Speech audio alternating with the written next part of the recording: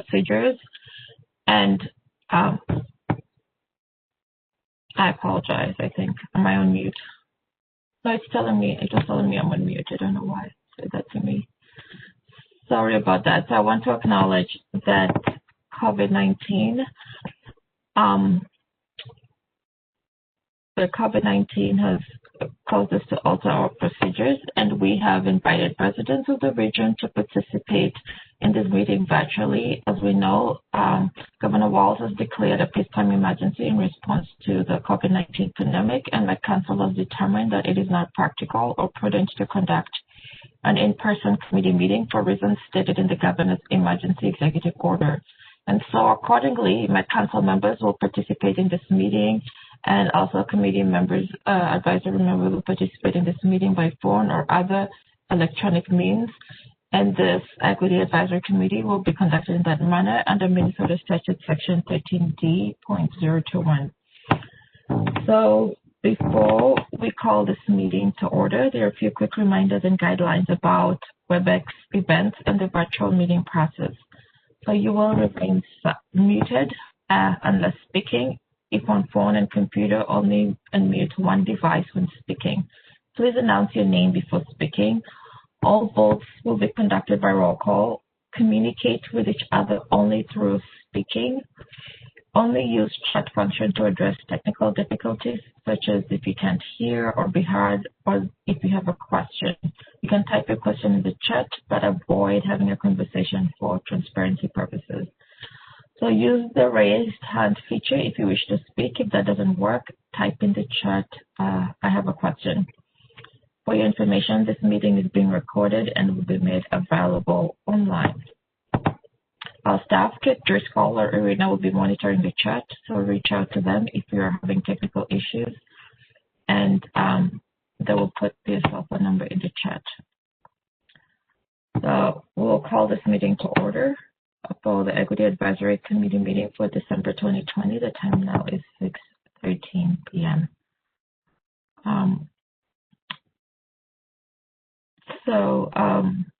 I don't think, Irina, can you do the roll call? I don't think we have a quorum, but let's go ahead and do the roll call. Thank you, Madam Chair. So for the first roll call, I will be calling all names by last name, then first name. All the subsequent roll calls will just be by last name. So as I call out your name, please mention if you are here. Locke Lenise, Boland Andres, Cole Deserland, Goldstein Moses Leah, Gonzalez Francisco, Jenkins Nicholas, Lee Chai, helps if I can read, Lewis Sonia, Buseni Michael, McDonald Edward, here. Miller Juliana, Wei T, here. Paul Richard, Rudolph Sarah, Present. Sheikh Mohammed, Sitate Munene Melina, Here. Sterner Philip, Ulysses Mia, Irvina Davis Anita. Here. Thank you. Go ahead. We're at 8. Oh, we're at 8, so we do have a quorum. Wonderful. So because we do have a quorum now, we'll go ahead and the first item on the agenda is the approval of the minutes, the approval of the tonight's agenda. And so before we do that, I have an adjustment to make to the agenda. I think I would like to insert an item at the top of the agenda for the OEO director, just to give us an update on some of the changes and the OEO department. So right now I will, I guess I'll entertain a motion to, sorry, I'd like to propose an amendment to the agenda first before we approve the agenda so that we can add that item to the agenda. Or if somebody can propose that motion, that would be wonderful. This is Sarah Rudolph, so moved. Thank you.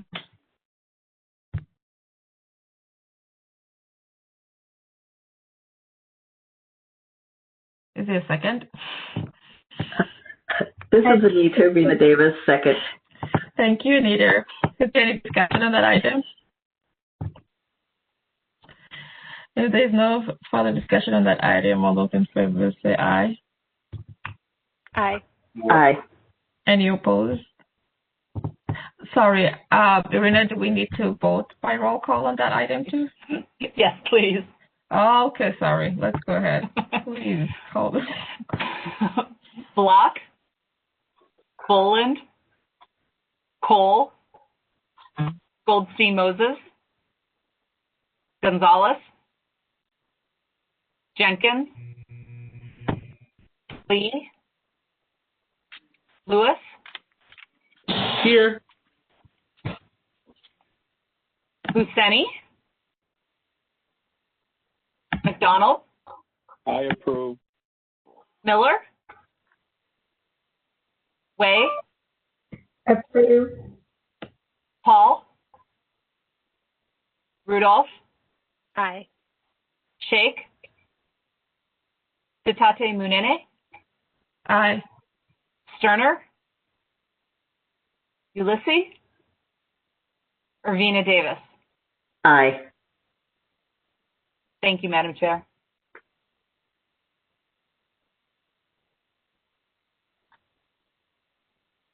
You're on mute, Madam Chair.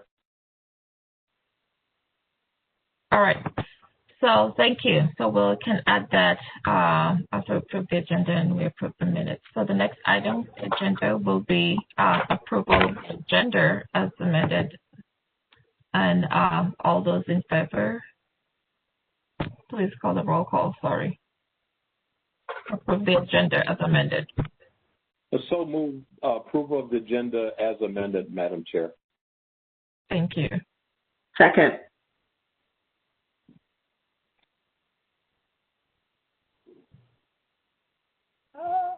Can we get a roll call, please, Irina? Yes. Thank you. Sorry, I was writing. Block. Okay. Approve. Boland. Cole. Goldstein Moses. Gonzalez. Jenkins.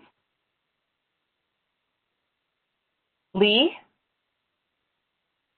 Lewis. Buscemi. McDonald. Approve. Miller. Way. Approved. Paul. Rudolph. Aye. Shake. Sitate Munene. Aye. Sterner. Ulysses. Irvina Davis. Aye. Thank you, Madam Chair. Thank you. So the agenda is approved. The next item on the agenda is the approval of minutes from the November 17, 2020 meeting. We have a motion to approve the minutes from the November 2020 meeting. Madam Chair, I move approval. Edward McDonald. Thank you. Is there a second? Second. Is there any discussion on that item? If there's no discussion, please take the roll call to for the approval of the minutes. Irina. Block. Approved. Boland. Cole. Goldstein Moses. Gonzalez. Jenkins. Lee. Lewis. Husseini, McDonald, Approve. Miller, Way, Approved. Paul, Rudolph, Aye. Sheikh, Sitate Munene, Aye. Sterner, Ulysses, Irvina Davis. Aye. Thank you, Madam Chair. Sorry to interrupt. Councilmember Gonzalez is on call-in user 4 on the phone. If you want to unmute him, he'll be able to speak. Thank you. Got it. Can you hear me now? Yes. Apologies, Mr. Chair.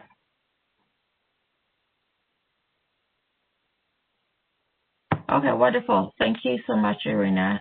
For the next item on the agenda, I will invite the OEO director, as we have adjusted the agenda, Sarantia Jordan, will come and give us an update about some changes in the OEO department. Thank you.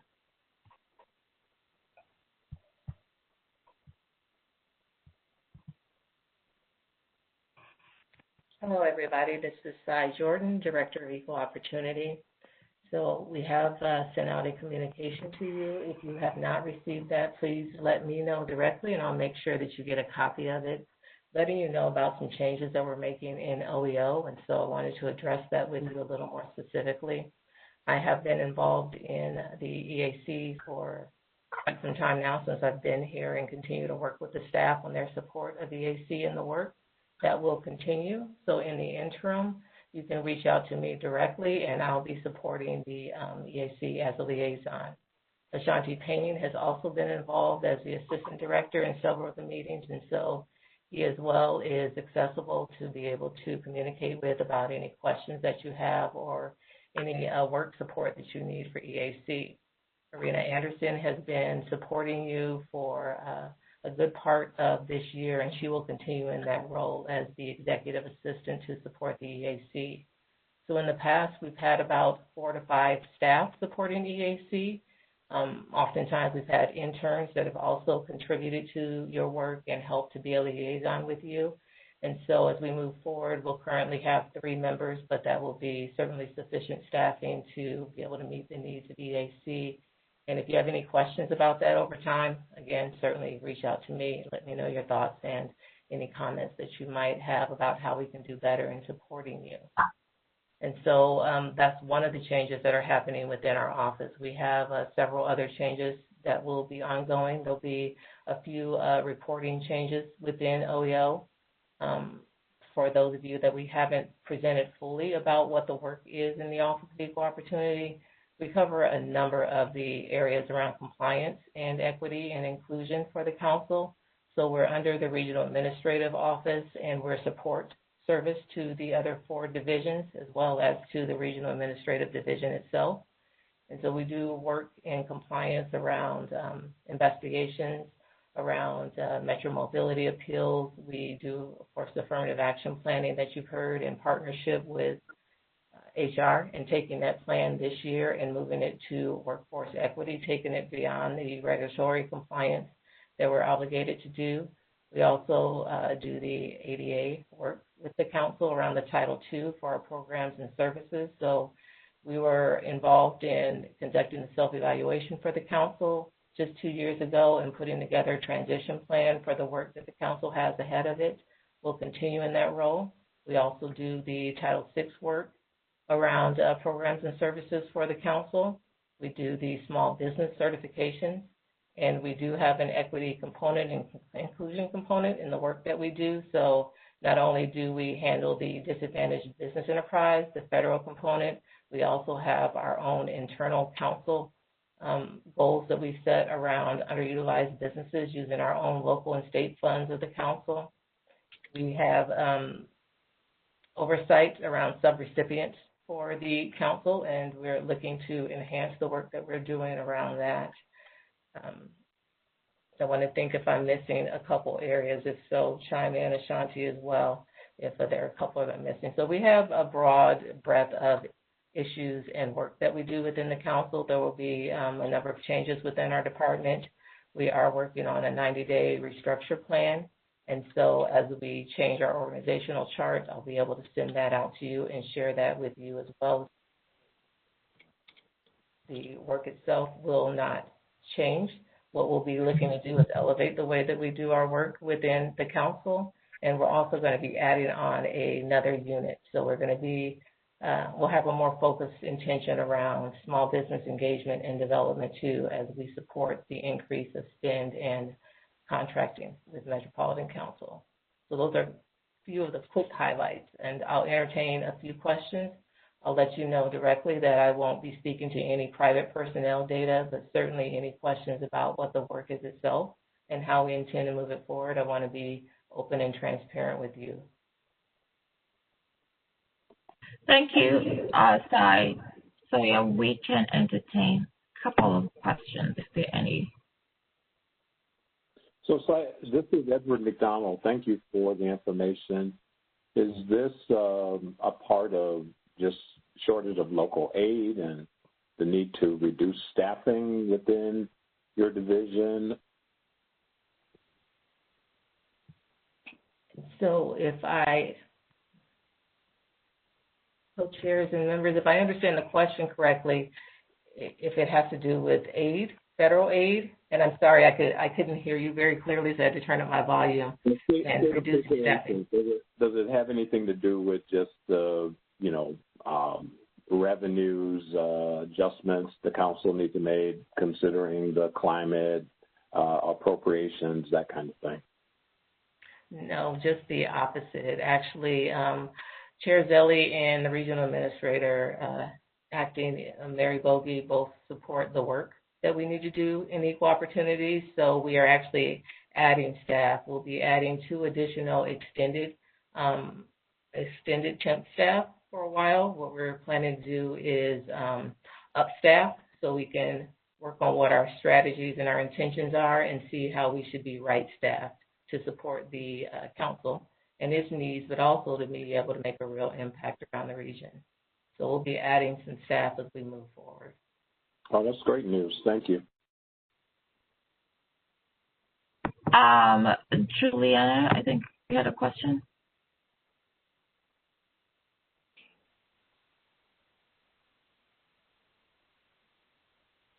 I think there's a question in the chat. Can you hear me okay? Yes. I hear you, Juliana. Go ahead. My question for the director is I also heard that 3 equity managers were terminated, and the question is, you also spoke a little bit about you hope to elevate the work. So the specific question I have is, what is your specific plan to elevate the equity work with fewer staff in these key strategic roles? And so we will be filling the positions for the needs that we have within the Office of Equal Opportunity. And so the work will continue if that helps. And so the work that we're doing in our investigation resolution will continue as we're looking at our processes and our practices. The work will be moving forward and adding this new business engagement and development unit. And then the work will be moving forward in equity with regard to supporting you in EAC as a liaison and also continuing the equity strategy and framework. We'll continue in our role of supporting the equity change teams across the council and also in moving the strategic plan forward that the council members have had a heavy role in developing for the council that we just updated the draft recently. So those are just a few areas of the work that will be continuing to move forward.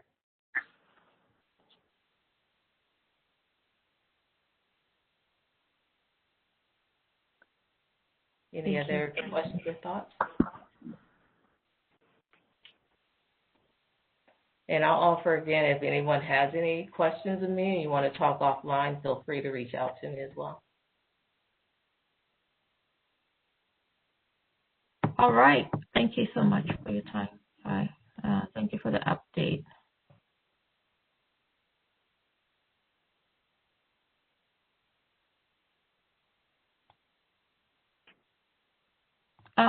So the next item on our agenda is what the purpose for the meeting today. The committee every year, the EAC plans and sets goals for the following year, and this is crucial planning that we all take part in, and that's where we set aside today's meeting to be able to do that. This plan shapes the focus of the work that we're going to do as a committee towards equity at the council and in the region. So tonight, I think we all received materials from our current draft material for the current work plan. I think we have an updated draft work plan that has just been shared. Has just been shared on the screen. So let me set this up a little bit, and Chair Gonzalez can chime in too. So as a committee, it has been a challenging year. We had new members coming to the committee, and then we had the pandemic, and I think we missed a couple of meetings. And these are some of the priorities for 2020. We had identified priorities in the areas of affordable housing, public transportation, accessibility, and internal working of the council. So I think in assessing how far we've gone in terms of our work plan and our priority areas, I think that, my sense is that there's not one area where we can say, yes, we checked all these boxes. And based on the conversations that we have had as a committee and how the work is flowing and some of the stuff that is coming up, I think that, and from our discussion too at the standing committee meeting in setting the agenda, that the feeling was that most of these priorities will continue to be of interest to the committee. I think the only one change is the One Metro partnership that has been introduced in place of the accessibility priority. And so the purposes of today's conversation, what we thought we could do is to go through each of these priority areas with a proposal as presented. The draft work plan is presented based where the work is so far, with a few changes. And I think that we will go through it. I know we do have subcommittees for each of these categories, and maybe it will be best, if we have also for each priority area, if we have the subcommittee, kind of lead and give, some feedback about where they felt they have reached, and also if there's some items missing from this updated, work plan, I think we can discuss that and see if we want to adapt the work plan as is, or even continue to, to give comments and feedback about where we feel are some areas of improvement or some areas we can, changes to the work plan as proposed currently. And is there anything you want to add to that before we start the discussion? Thank you, and my apologies for the technical issues. I have to connect via phone.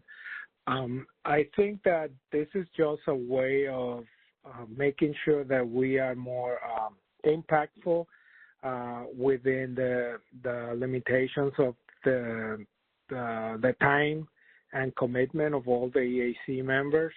So what I suggested with this modified draft was areas in which we can have the most impact in view of the changing situation since last year. So, there might be some scope of the actual nuts and bolts implementation, but I think that having a narrower focus will be helpful for the work of the EAC. So that's the purpose behind our suggested focus areas, and within the focus areas, the actual action items to tackle by the EAC. So thank you. And what I'll add, I mean, as usual, we do have the work plan, and if there's anything that comes up during the course of the year that the committee would like to address, as always, the committee we usually set our own agenda. We would be able to add anything into agenda if there's an item of interest that came up during the year. Are there any questions so far or comments?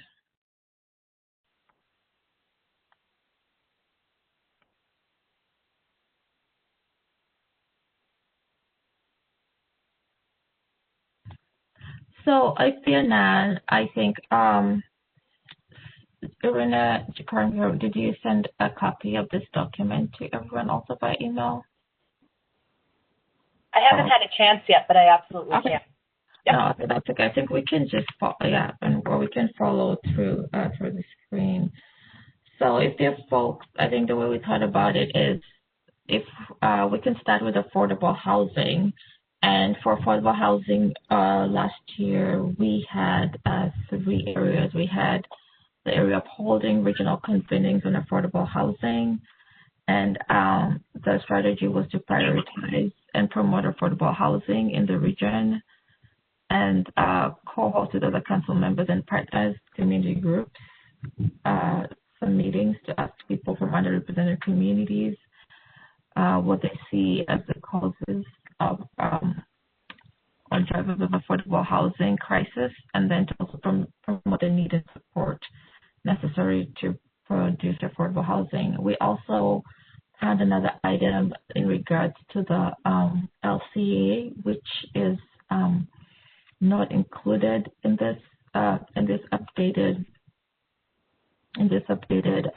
work plan. I think we've had some visits from the LCA staff.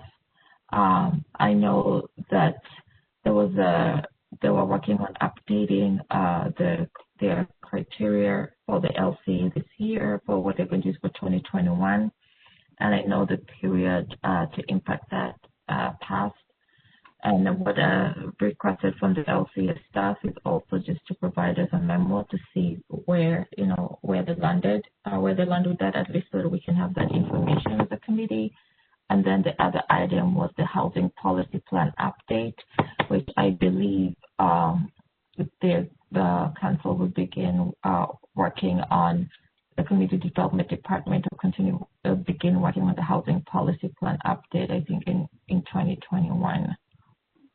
So that is what we have on the current work plan, and I'll leave it open right now, especially to members of the Affordable Housing Committee, to be able to add further conversation on that in terms of affordable housing, and also share some of the work that the subcommittee has done so far and what is missing in that work.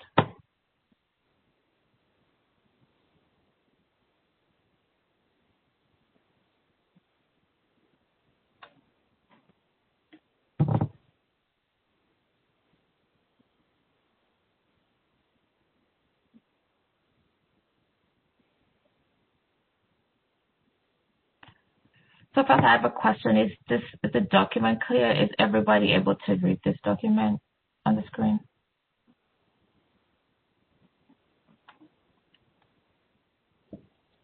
This is Tiwi. Yes, it is clear.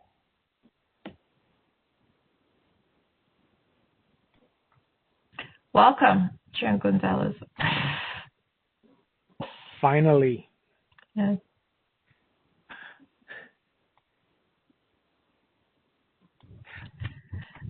So are there any other members? I know I have participated in the housing subcommittee. Are there any other members of the housing subcommittee who would like to give input around the area of affordable housing? Is that a strategy or priority that we want to continue to to keep, and are the strategies, are the spelled out EAC strategies good as they are, or is there anything missing, or are there any changes that we want to make to that?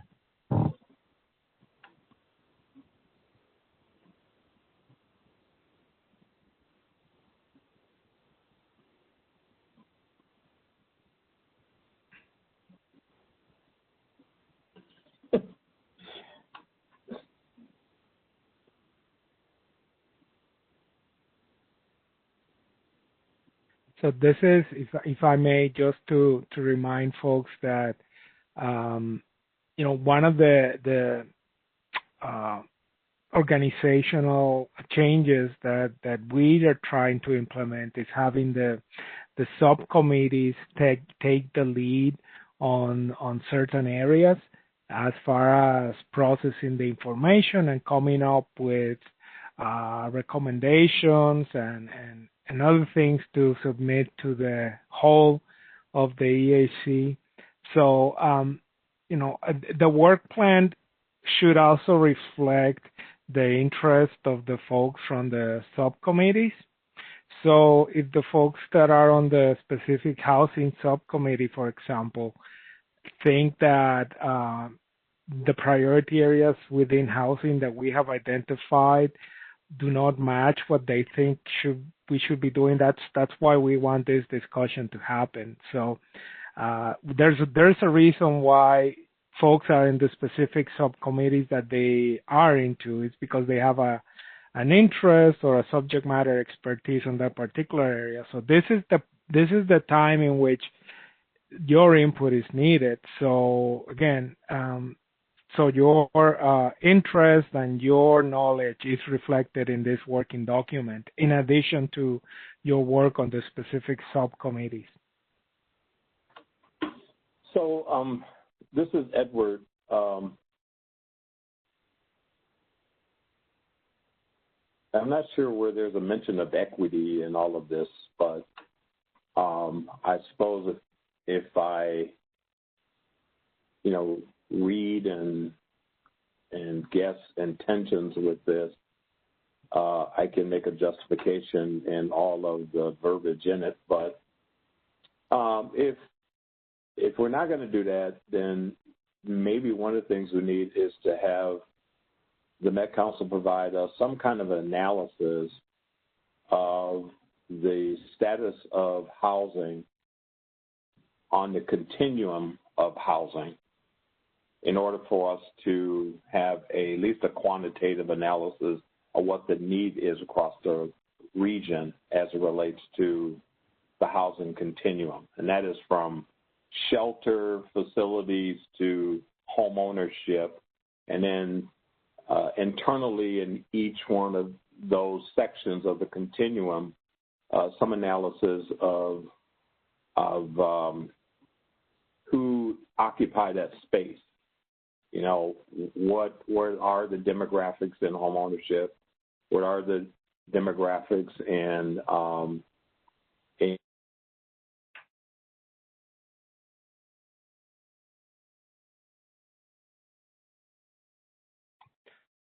I think Edward.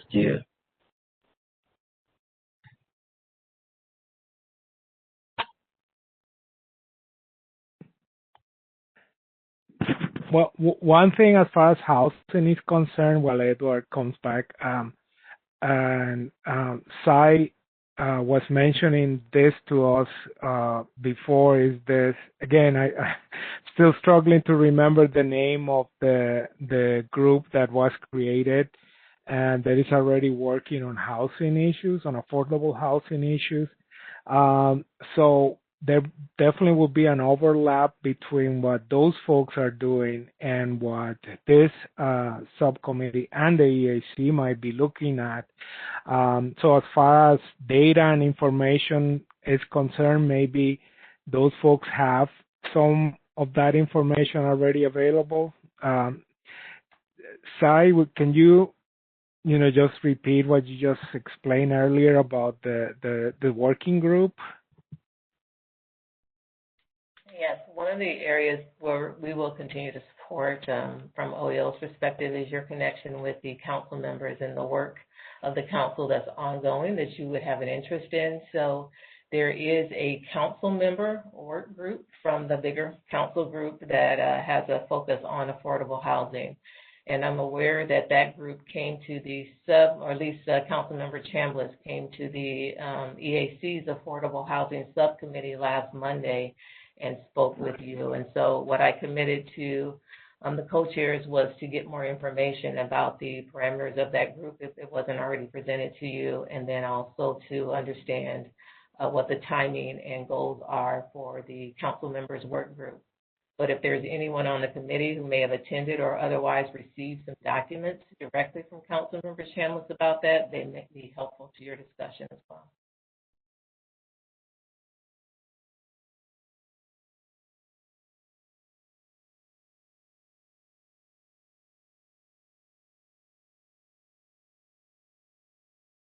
Okay.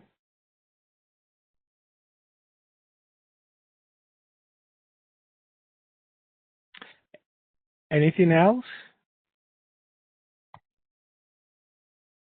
Oops.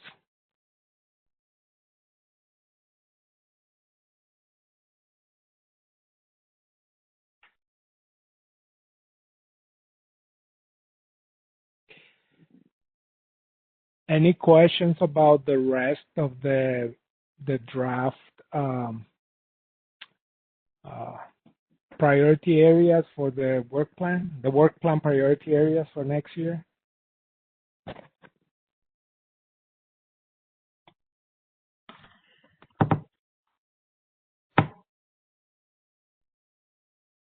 I think that we've just done housing, so probably we can scroll up and look at the public transportation.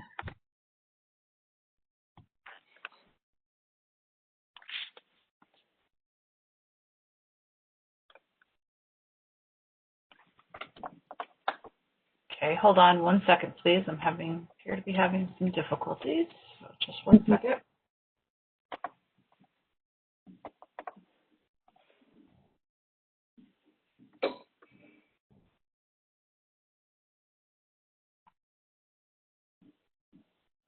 While you're scrolling, Irina, my name is Sarah Rudolph.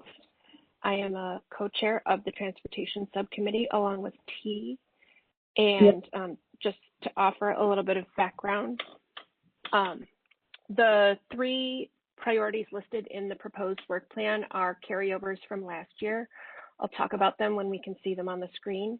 And then we've decided to add a 4th one, which is working directly with Metro Transit and Leslie Richards, who presented our last meeting, to address equity within the Metro Transit envelope. So really working more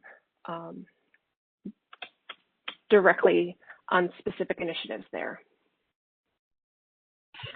So Irina, you don't have the right screen share.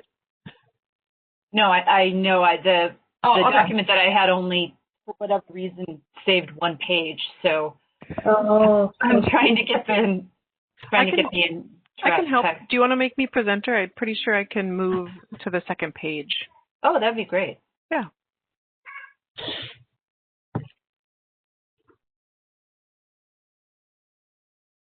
Thank you, Katie. It was this one? Nope, it was... No. The updated draft work plan. Oh, it's not in here anymore. Did you remove it? I did, because I'm bringing in the other one. All right. Sounds good. Yes.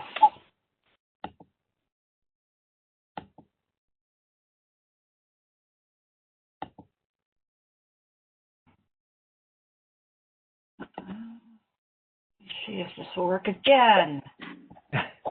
Thank you, everyone. Sorry about that. Okay, there we go. Yep, you got control. If you want to go ahead and click to page 2, you can't scroll down, but yeah, there you go. There we go. Magic. Oh, okay. So we're not able to see all 3. Okay, so go ahead, Sarah. Thank you. So these are the 3 priorities that are carryovers from last year.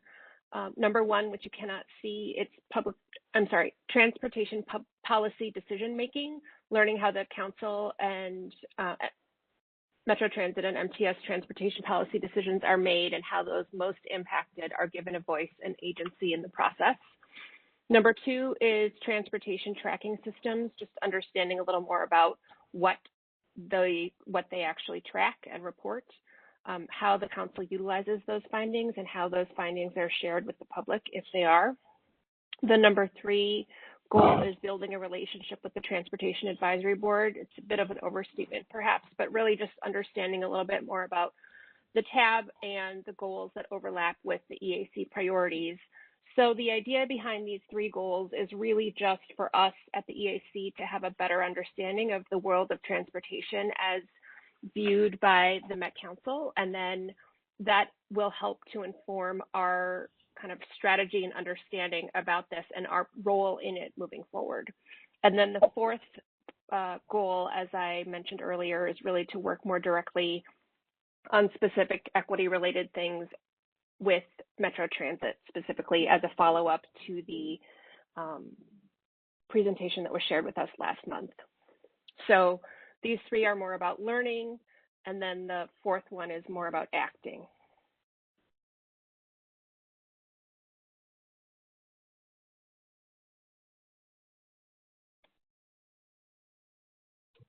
Sure. So remind me again, so does the Public Transportation Committee, do you guys feel like there were some items you were able to work on in this past year?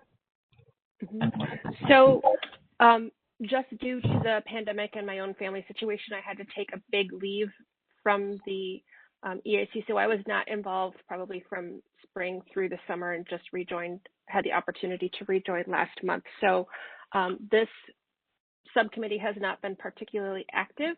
However, last week, T and I were able to meet with Cy for a very informative meeting during which we kind of really shared these goals with her, situated kind of where we see the subcommittee going, and both of us, I think everybody gained a better understanding of kind of what that relationship looks like moving forward.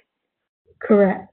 And I think what Sarah and I were thinking is in 2021 is, I think we're both excited in what we're going to be able to find out and learn, and to add to our knowledge about transit and transportation. But also I wanted to say to all the committee members is we could use 1 or 2 more people on this subcommittee. So if anybody is interested, let us know. Definitely let us know.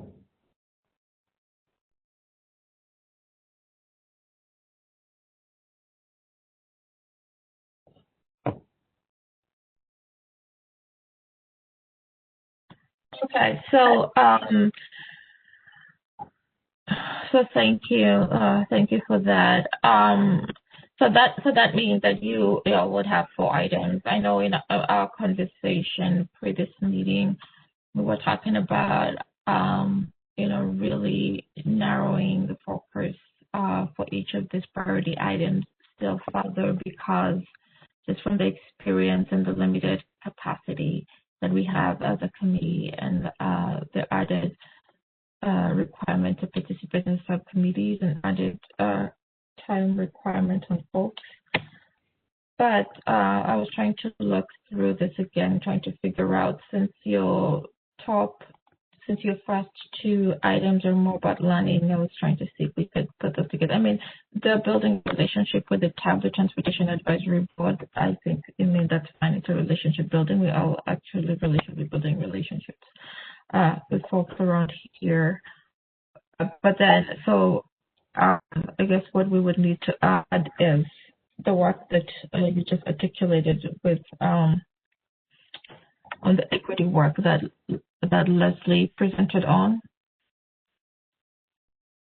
And have you thought about what the EAC strategy would be? We are reviewing that and don't have details at this time, but understand that that's going to be kind of our next step, is coming up with a very specific strategy forward with them. Right, and in more detailed. Okay.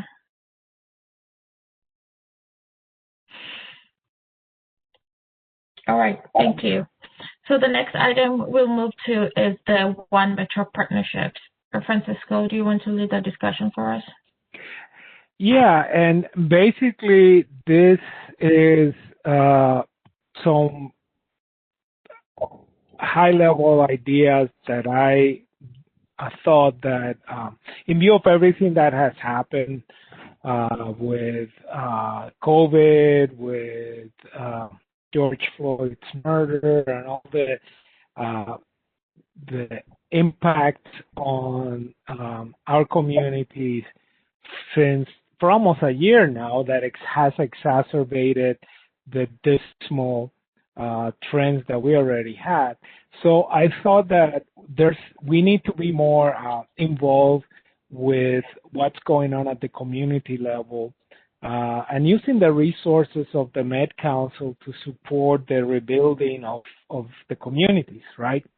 So one way in which I thought that could happen would be creating more intentional and formalized partnerships with folks from those communities, especially folks that have particular positions or that work with organizations that have knowledge and expertise and that are working with communities, with BIPOC communities. So that's the idea behind it. What I indicated were just some examples of what I would like to see, but by all means, these are not comprehensive, and it's just suggestions of how to implement that thought process. So basically, just what I would like to have is ways in which the community, the Met Council unit should work with community organizations and other agencies supporting entrepreneurs, employment, and skills building, because I see that as a key need of the community, just creating wealth, in other words. So again, that's just a general suggestions without going into the details of how to do it. And the other suggestion is to, the specific targets and metrics with employment in mind. Again, just to create those partnerships with folks that can that we can have more impact in creating employment, supporting businesses, and also the idea of building those direct channels with the community. And that also piggybacks too with some of the suggestions on the next priority of council operations. But while there's overlap, I just thought that having one specific priority of working with partnerships by itself, I thought that was important. And also on the operations, it would be more like, how would some of those initiatives look like once we implement them on the ground? So those are my suggestions, again, to build those partnerships with the communities of color that have been so heavily impacted in the last year or so.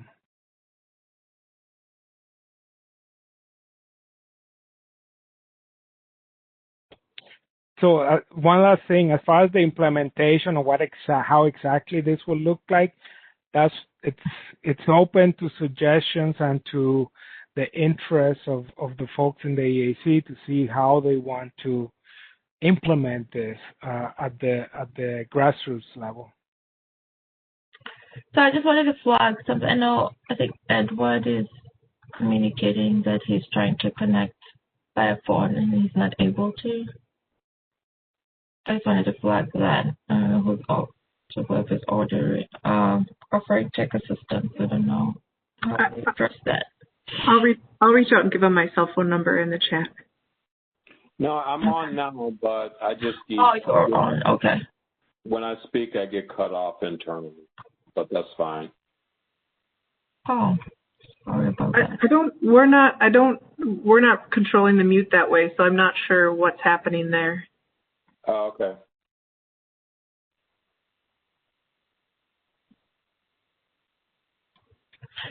We can hear you now, Edward. Did you want to go ahead?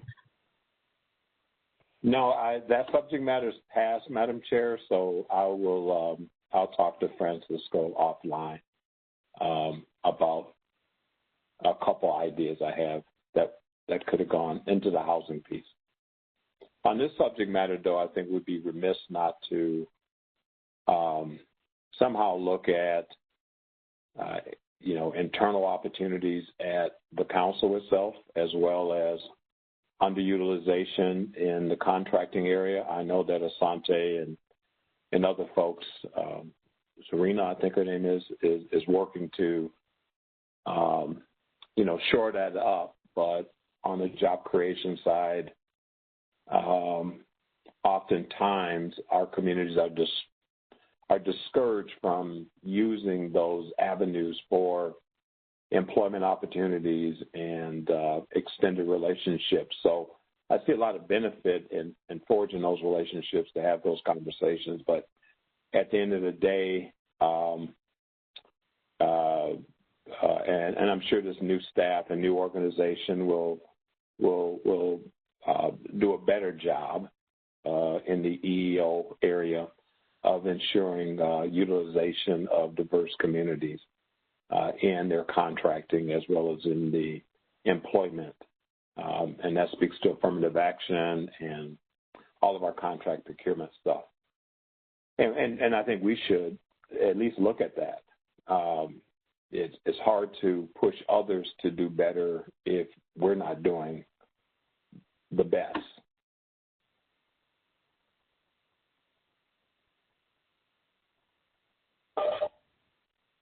So do you, I think, and when we get to the council operations, I think some of that might be covered by Edward. But if it's not, we can, or if we need to expand on that for the next priority area, then we can just flag that too. Okay. Yeah. Madam Chair, Leah has joined and she has her hand up. Oh, I apologize. Go ahead, Leah. I just put it up, so nothing to apologize for, Madam Chair.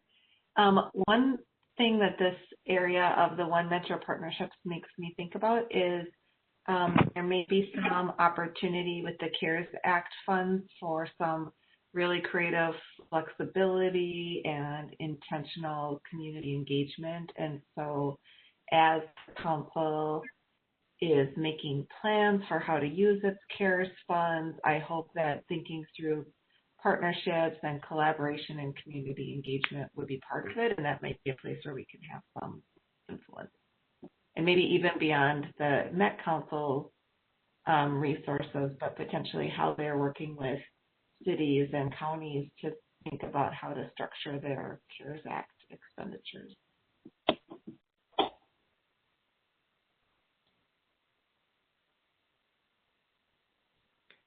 And that's exactly the kinds of suggestions that I think I was looking for in this particular area, just seeing ways in which we can partner more effectively, with communities and also with other agencies too. So, yeah, thank you.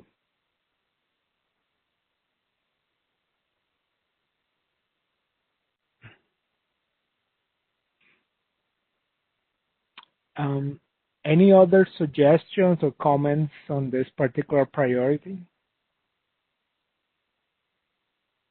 If not, we can move maybe to the last one, the council operations.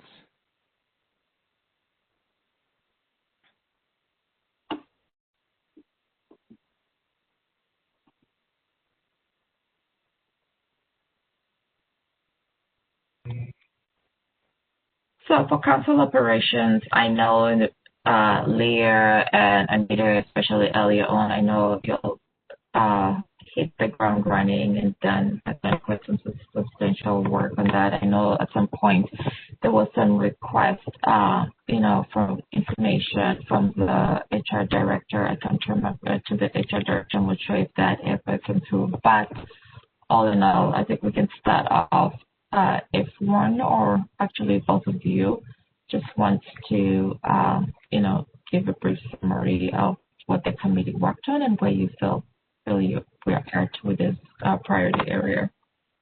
Okay. Julia, are you on? Yes, I am. Do you want to start, or I can start? Go ahead. Okay. You may start. All right. This is Anita. Gosh, we've had our paperwork in for a long time now. Ours was procurement. We worked on procurement, hiring, and retention of the Met Council, and we created some goals that that the Met Council would attract and retain a skilled, diverse, inclusive, and respectful workforce, and identify and address systemic workplace barriers. Some of the strategies are that we would work with the Human Resources and Affirmative Action Officer to identify the challenges and eliminate the barriers of recruitment and retention and employment. Looking at providing an intercultural development inventory assessment and training for all the leaders within the Met Council. Changing the hiring and selection practices if necessary, making diversity and inclusion part of the Metropolitan Council strategic plan, and to continue participating in diversity-related job fairs. Create a Metropolitan Council Diversity Committee to include members from all the work locations and departments. And let's see, anything you want to add on the hiring and retention, Julia? No, thank you for asking. Okay. The next one would be the procurement, and our goals would be to increase the proportion of contracts that are given to businesses owned by people of color, people who are Native American, and other groups who are undercapitalized or underrepresented. Increase the proportion of dollars that are spent in businesses owned by people of color, including Native American and other groups who are undercapitalized or underrepresented. Ensure that informal purchasing processes are equal, using businesses owned by people of color, Native American, and underrepresented groups. Ensure that contracts given to businesses owned by non-DBEs, particularly white men, have targets for subcontracting and employment that benefit people of color. Some of those strategies are looking at the current data, the dollar amounts, and informal purchasing, and set ambitious targets for future years in that outreach and engagement part. Do vendor outreach and develop vendors lists. Assess the current procurement practices and remove barriers. Educate purchasing departments about options available and advantages, and partner with local nonprofits, trade associations, and others to help in outreach and engagement. And I think that is pretty much it.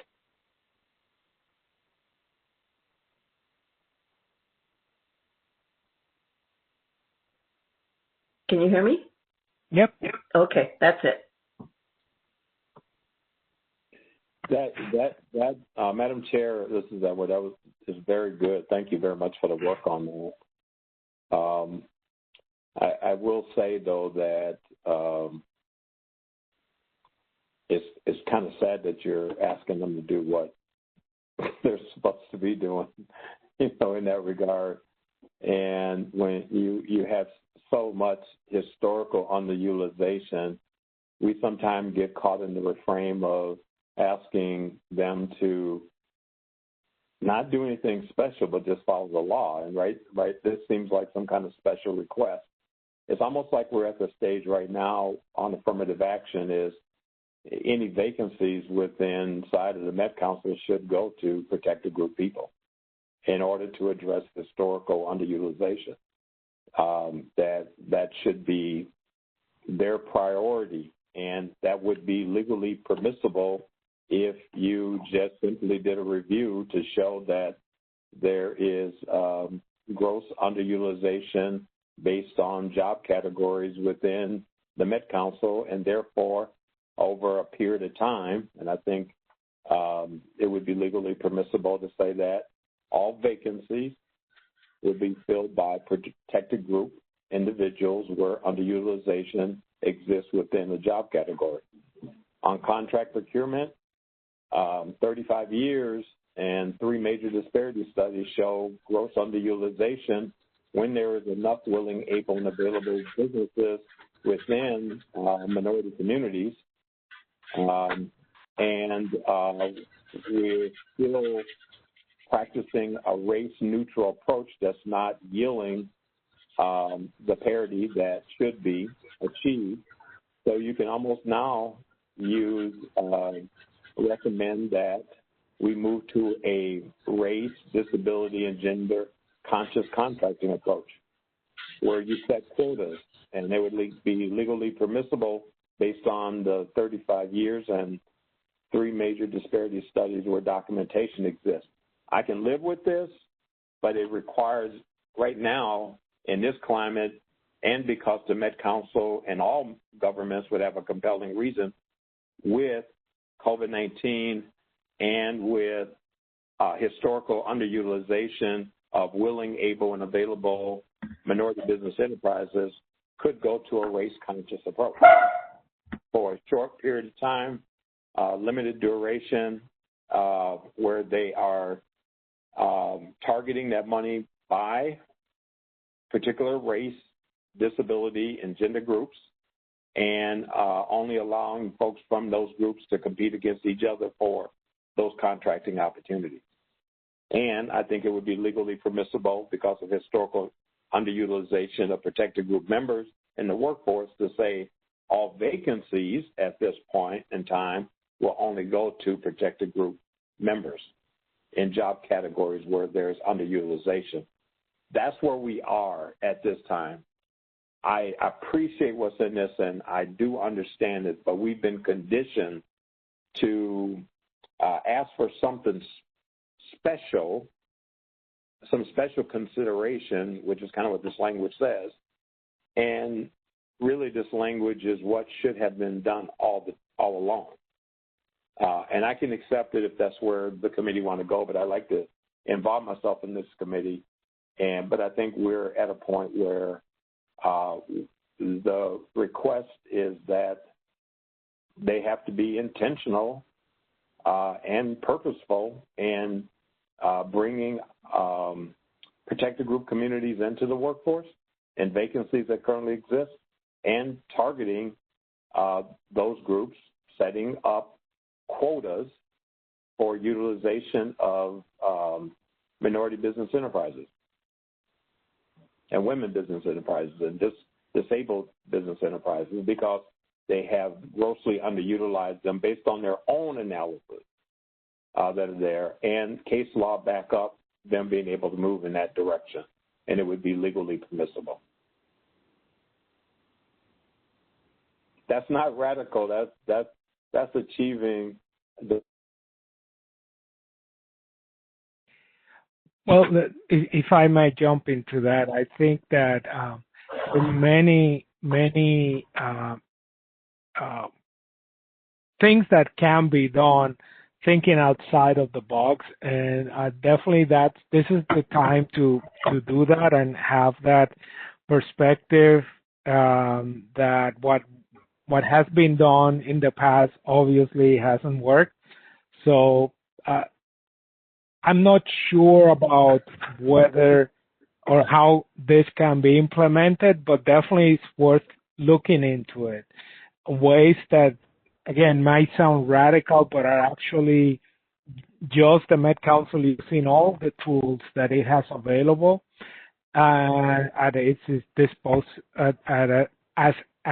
disposal in order to address the obvious and glaring disparities. So what I will suggest is to keep those suggestions coming, and also I will personally will make sure that we have at least some feedback from the council as to what they think is allowed or can be done and what isn't, and the reasons why it might not be possible if they say it isn't. So I will definitely like to forward any and all suggestions of how to proceed, and then we'll go from there. Well, thanks, Edward.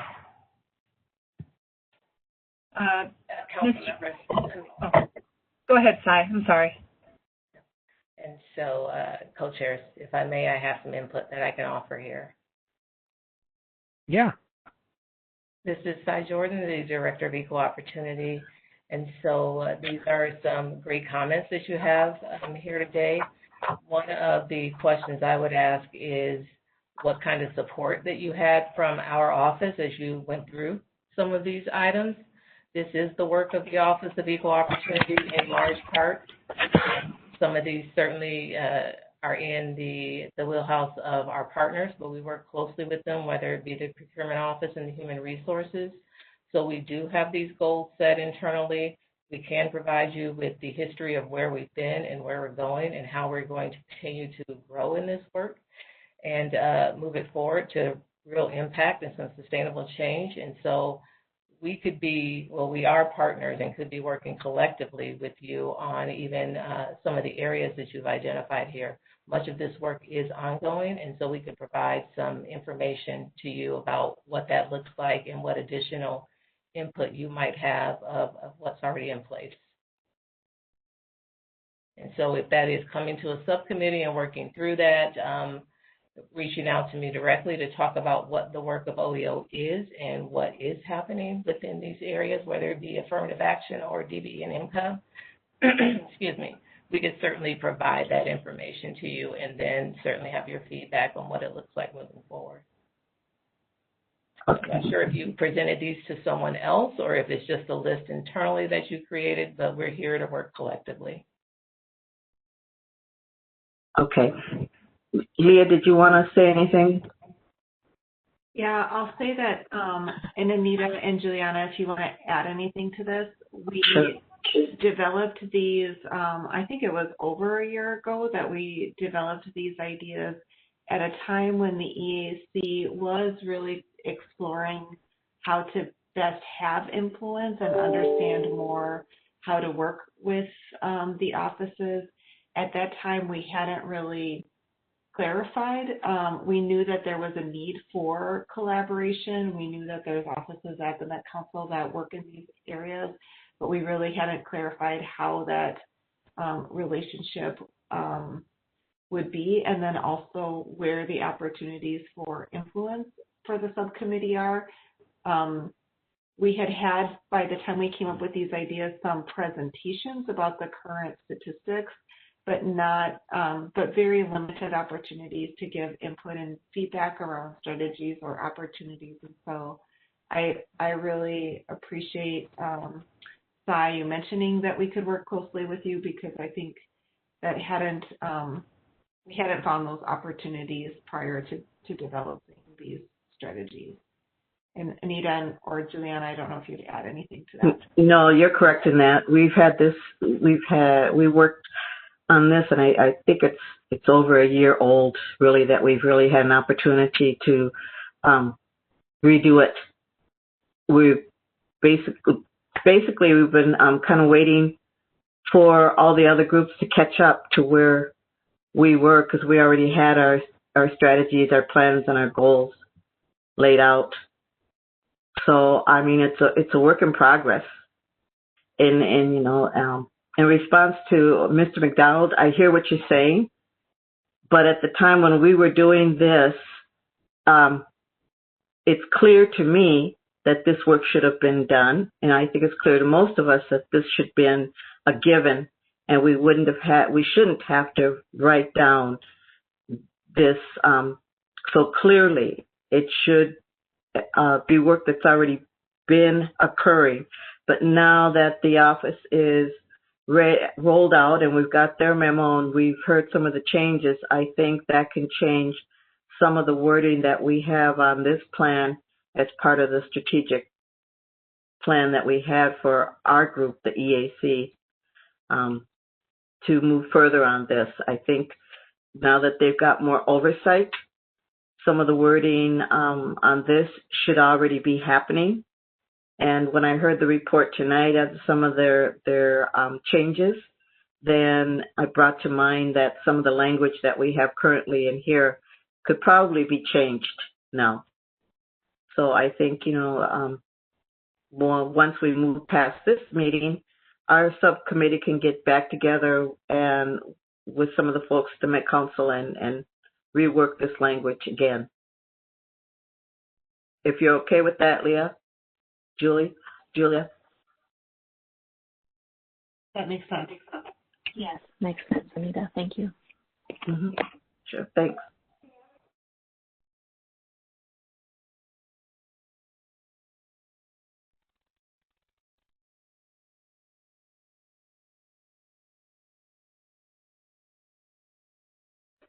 I think we're done, Mr. Chair.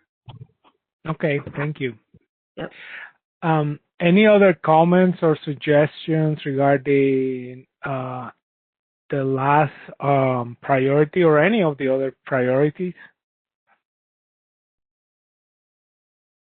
And you can always, of course, send any suggestions that you might have or comments to Nelima and I, so we can do this.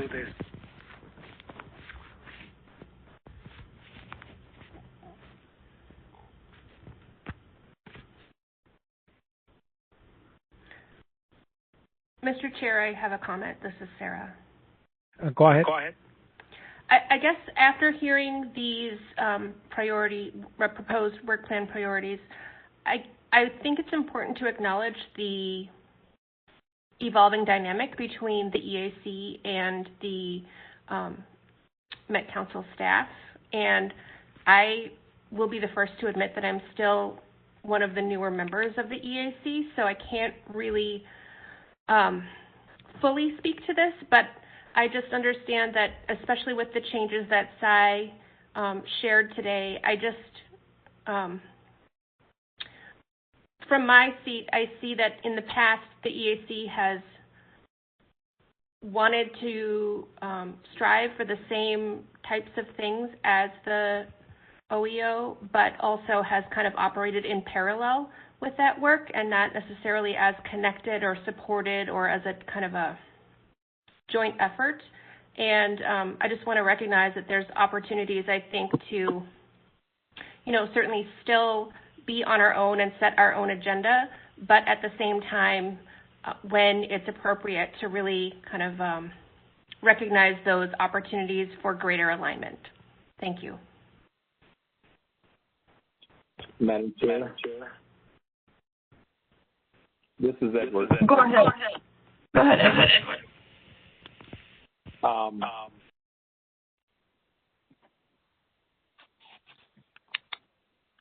Anyway, hello? Can you hear me?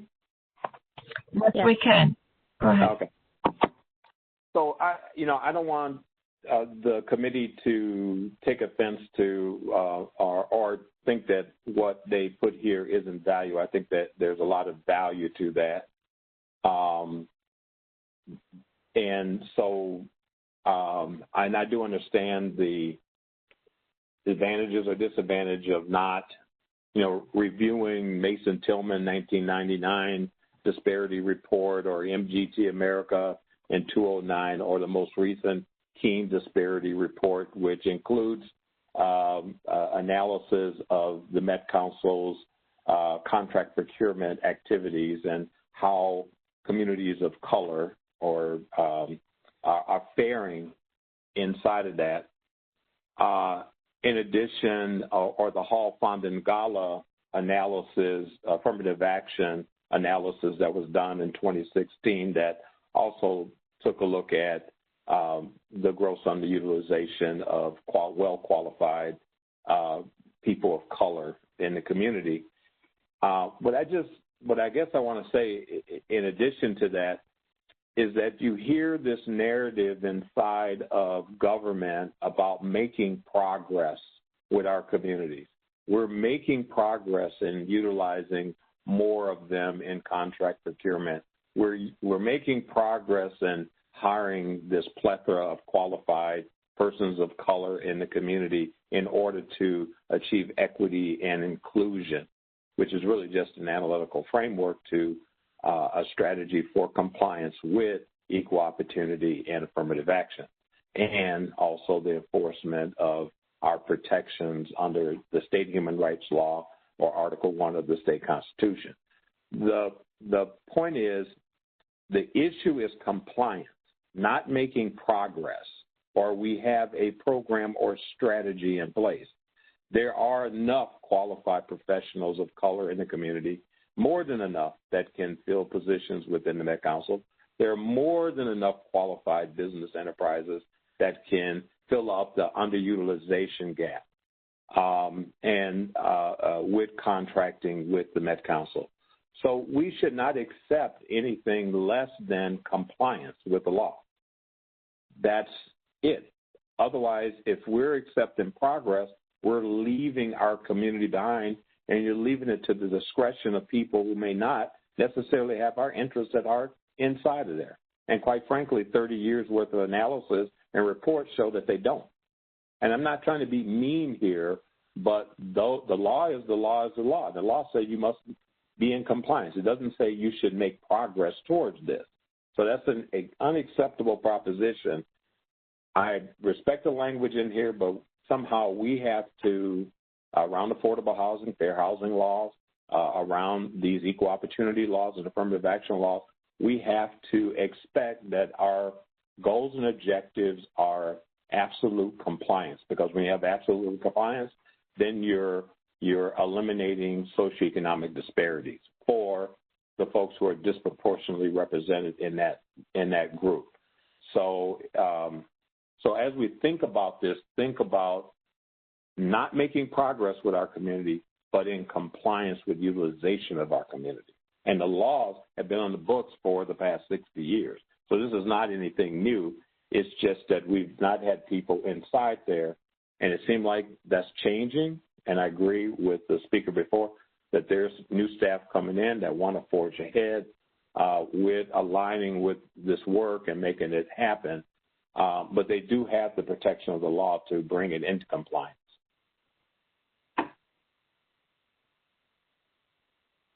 That's all I have to say, Madam Chair. Thank you. Thank you for your comments. Thank you for your comments, Edward. I think so. This is a fast step at the work plan, and I think appreciate your comments. And I think in general, it's about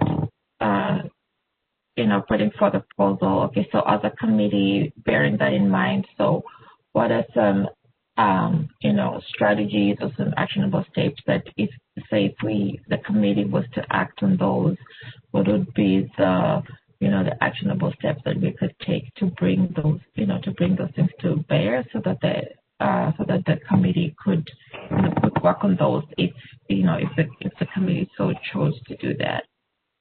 Excuse me, Madam Chair. It looks like Leah has her hand up, and then also Sarah does. Oh, I'm sorry, I'm not seeing this hand. Okay, go ahead, Leah, and then we'll have Leah and Sarah. Go ahead, Leah. That is a legacy hand up that I don't know how to put down, so it's not me. Sorry, thank you, Leah. Sarah, do you have your hand up? I do, thank you, Madam Chair.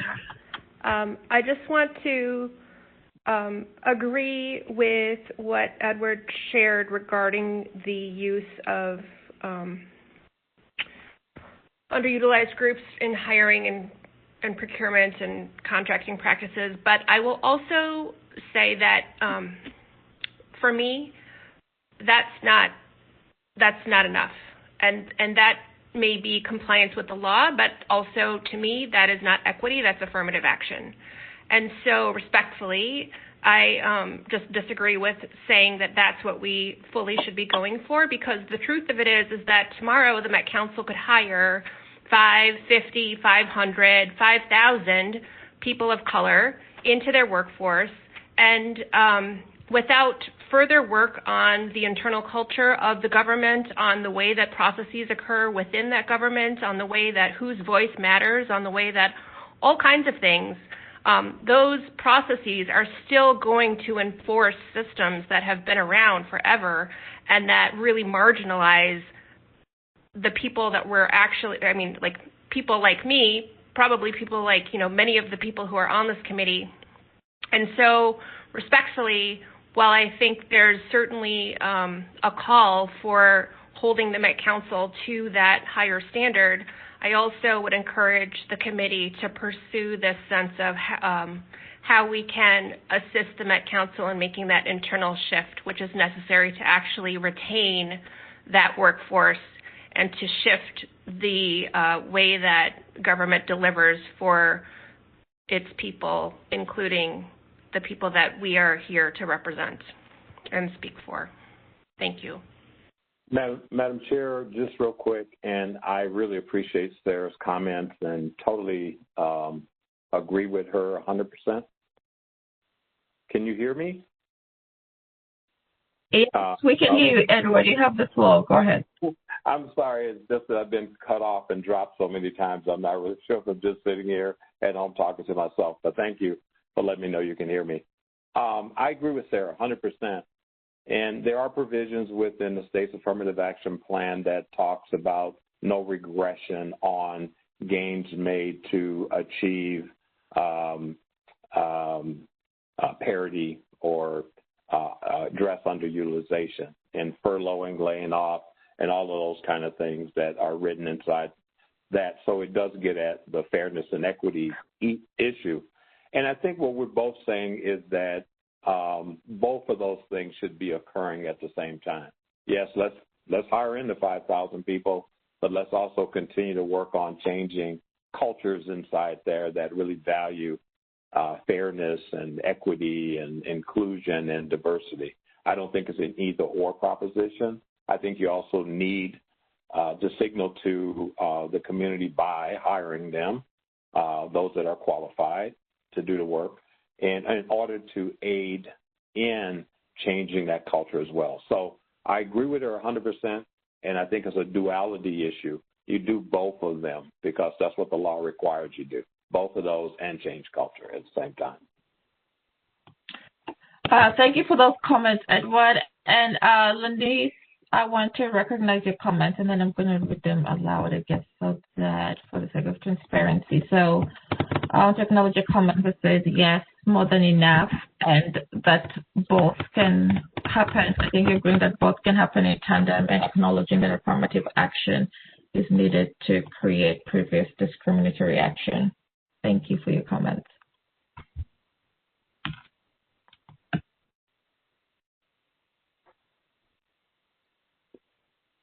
Okay. Well, if there isn't any additional comments on the proposed work plan, I think we had some feedback, but I just want to make sure that we're capturing everyone's suggestions and comments. So anything else that we should add or modify on this draft?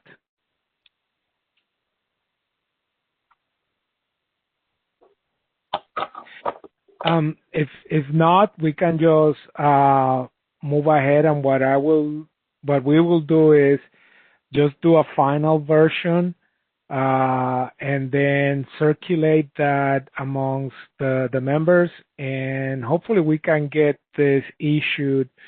I think our discussions with Cynthia had suggested that we should finish this in January and have it issued by February, if that's correct, Sai, what you had suggested?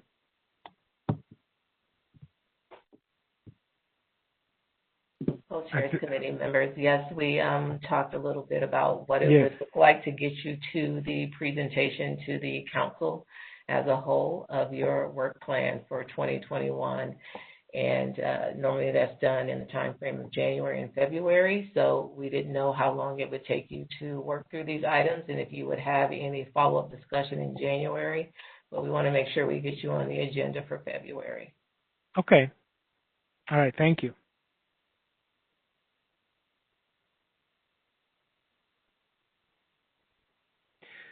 Let's see.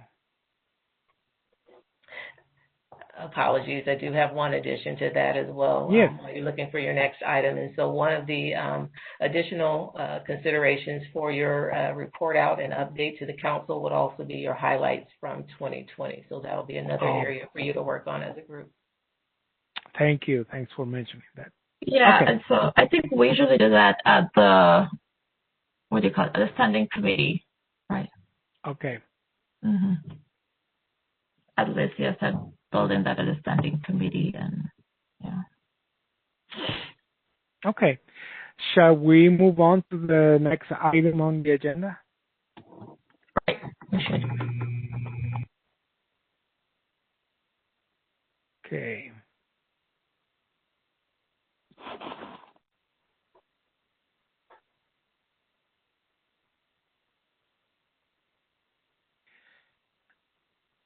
Let's see. I think what we were going to talk about, what we're going to talk about was participation in the subcommittees. And thank you. Filling in each committee. I know it's not spelled on the agenda, but yeah, that was the next item for discussion. Yeah, as we have mentioned or heard in this latest conversation, is that the subcommittees is where we hope to have a lot of the work of the EAC done. So I would definitely encourage everyone, all the EAC members, to choose and join any of the subcommittees that we have available, and that's where the real input can be, your input can be most effective, is by working at the subcommittee level, because obviously we all cannot be experts in every subject matter experts in every area. So definitely, hopefully we can rely on the advice and suggestions of the subcommittees on how to move forward the general agenda of the EAC. So I definitely will encourage you to sign up. Those of you who haven't done it so far, sign up on a subcommittee and help with the work there. So just to add on that, I think the other thing is that we have the vacancies for the EAC are posted right now, along with the other vacancies for the other committees of the council, and so we should share those and especially encourage other folks to get engaged. I think one of the things we've discussed, I think, in previous standing committees is about, and one of the things we've tried to be, and I hope was reflected in the posting for the current vacancies, is I know in the past we have said, the EAC commitment is just, 2 hours, for the monthly meeting, but that has proven not to be a reality. And so trying as much as possible to emphasize that the expectation is that folks will join our working subcommittee so that we can be able to move the EAC's, the EAC's work forward. I know it's some of the standing committees we've talked about, if we can spell that out to be a requirement of the EAC, that you do participate, in a subcommittee based on priority areas, because I think what we have learned is just, the 2 hours during the monthly meeting just doesn't cut it, especially if we want to move the work forward.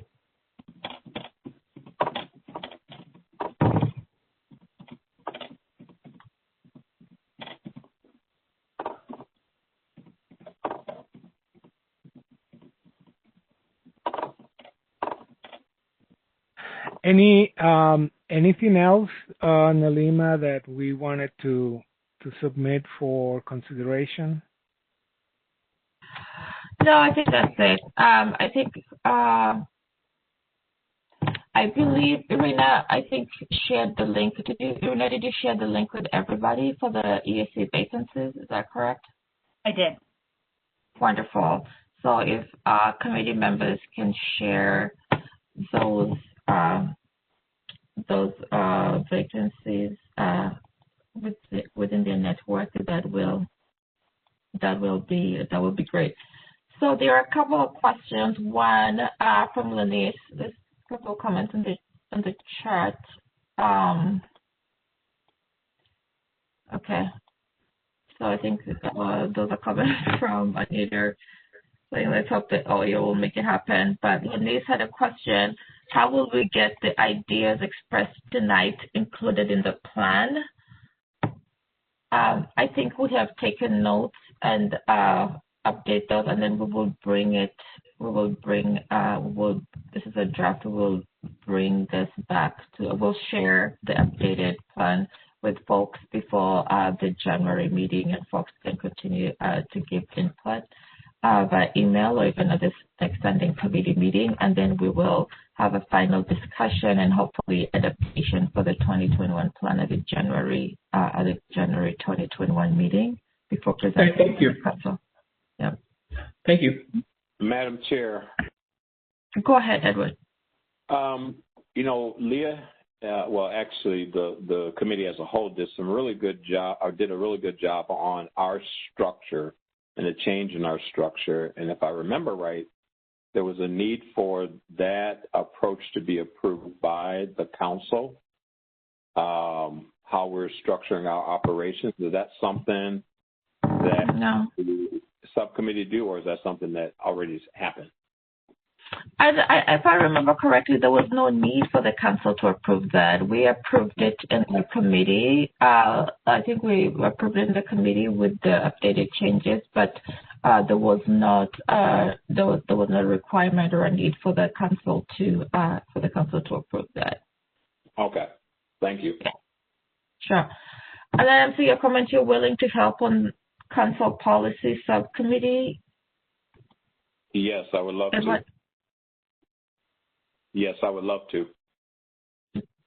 Do we have a subcommittee for policy, council policy? Operations, I'm sorry. It should be council operations. Oh, okay. Just for clarity. Okay, wonderful. So the internal operations. So that will be with Anita, Leah, Juliana. Is that correct? So, and Edward will be a full member. Wonderful.